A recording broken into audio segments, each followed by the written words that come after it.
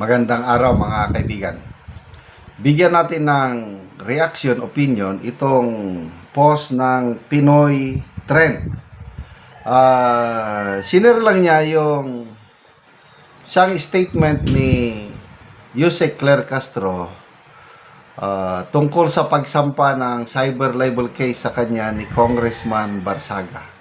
Ito, parang gusto nila akong mawala sa pagiging palace press officer. Kasi nagtataka siya, bakit siya lang sinampahan? Ang unang nagsalita tungkol sa isyong ito, yung ibinenta daw ni Congressman Barsaga ang kanyang prangkisa ay si Ombudsman Rimulya.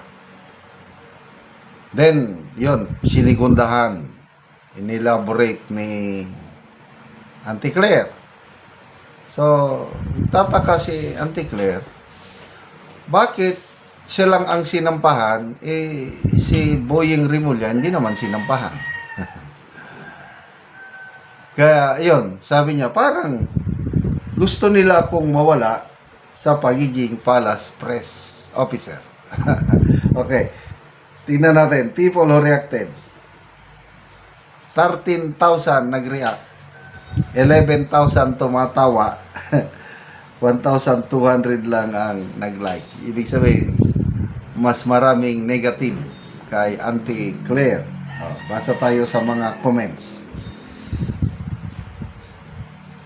Iran Soto, di mo ba napapansin, Auntie Claire? Sinusuka ka na nga. Bong Ilizaga, crazy women don't know there's something wrong with them, and that's the most interesting and consistent thing about them. So, tinawag na crazy woman. Abe Castro, kapit lang, ante. Kapit ka lang sa buwaya. Cold coffee, nagtaka ka pa si Chok Yakin. Chucky, yung dal.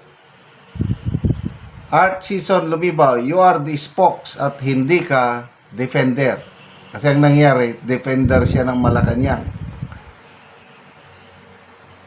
Roditan, inggit lang sila sa beauty mo, madam, sabay tawa. Jocelyn Estacio, obvious ba? Tindoralin Andrade, anong parang? Resignation is a number one option, ma'am. Regino Lanutan, doing your job as an attack dog. Leo Carl Dalina, demonyo ka kasi. Kailang ibang pagka-spelling. Demonyo. Patrick Gio, obvious ba? Okay, so kung pag-usapan natin ang trabaho ni Palace Press Officer, in fairness sa kanya, magaling siyang dumipensa sa kanyang apo, magaling din siyang umatake sa mga Duterte. And I believe, maligayang ang kanyang amo sa Malacanang sa kanyang ginagawa. Sa mga DDS naman, may mga DDS na nagpapasalamat at nandyan si Auntie Claire. Ako, nagpapasalamat ako at nandyan siya at ayoko siyang matanggal. Bakit? Kasi nakakatulong siya sa pagbaba ng ratings ng Marcos Jr. administration. Narinig ko yan si Attorney Vic Rodriguez. Sabi niya, yung babae sa Malacanang, salita ng salita, pabayaan lang natin siya. Kasi ang topic na Attorney Vic, yung negative performance and trust rating ng Pangulo, ang nakakatulong daw itong si Claire Castro. Kahit si Kipi Chu, sabi niya, kasalanan mo yan, Auntie Claire, kung bakit ang amo mo negative trust rating niya. Kasi ikaw, salita ka ng salita.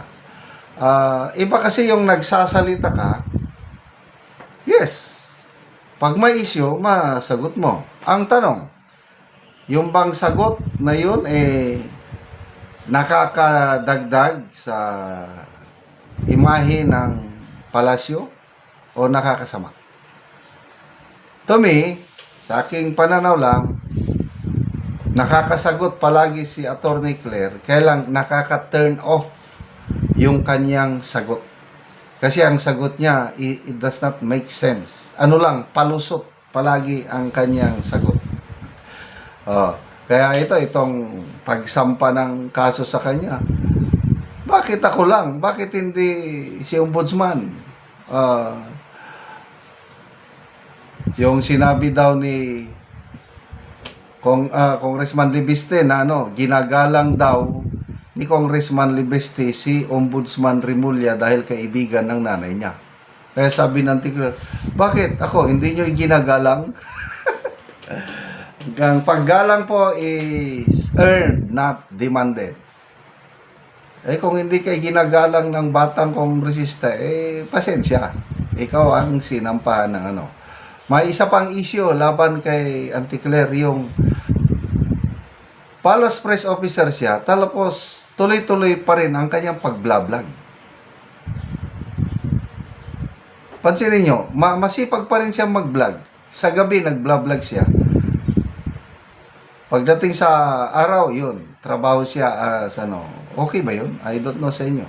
Kasi may post akong nabasa, nung si Mocha Uson daw, PCO Assistant Secretary lang, nag-vlog siya. Maraming nagre-reklamo panahon ni Tatay Digong. Pinapahinto. May mga senador pa nga daw na nagre-reklamo nun eh. Kaya lang ngayon, dito kay Jose Claire Castro, parang okay lang sa kanila. So may double standard of justice.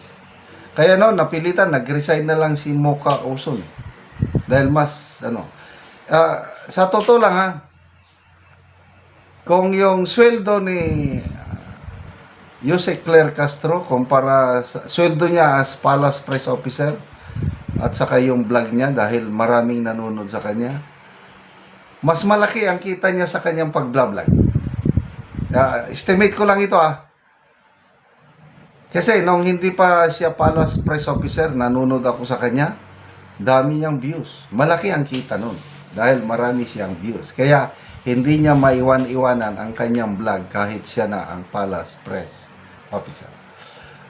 Salamat mga kaibigan sa inyong pagsubaybay sa ating channel. Nakakatulong kayo ng malaki sa tribong Talandig ng Bukidnon dahil ang sweldo natin sa channel na ito is pantulong sa tribo.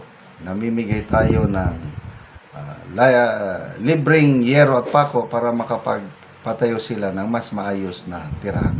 Panoorin niyo ang video na ito. Si ate ang natagaan ng Mugero.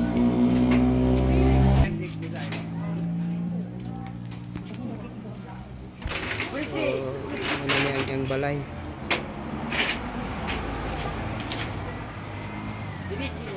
Sandig na niya ang hero.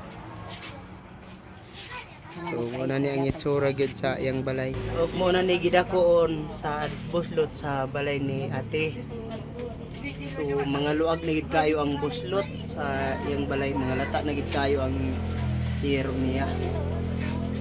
So karaan na gid kayo nga balay. Makita gid nimo nga panagit ulan na nagyuro. Mauna ni ang ilang kahimtang nila. Ilang pagpuyo. Ang ilang mga hero lata na gid kayo.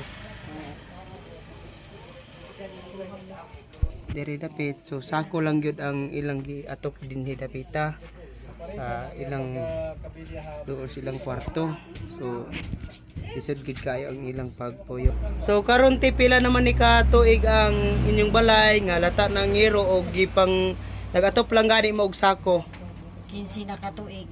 15 na katuig ang hero. Oo. So gikuha na lang ninyo ang uban og sako. Sako para nga kuan niptan aw kuan kanang tulo. May mga eskwela nga kuan. Isod ni kaayo. Na may mga eskwela. So pila ka bukti imong eskwela te? Kuan duha. Duha. Oo. So unsa na yung mga grade? Grade mid 7 o mid 3. So unsa dai te inyong panginabuhian? Kuan ra pa nang contraction ra ang yang bana kuan may trabaho na dahil sa panimalay ang iyang asawa. Sulisod gyud ang ilang panginabuhian. Oo, wala gid kay tungod ra sa pampalit og bugas. Gakalisod pa gani magpalit og bugas. Oo. Oo, so salamat. Salamat sa Ginoo nga sa naghatag sa sin. Oo. Nga among gihatag sa kanhiro. Salamat kaayo.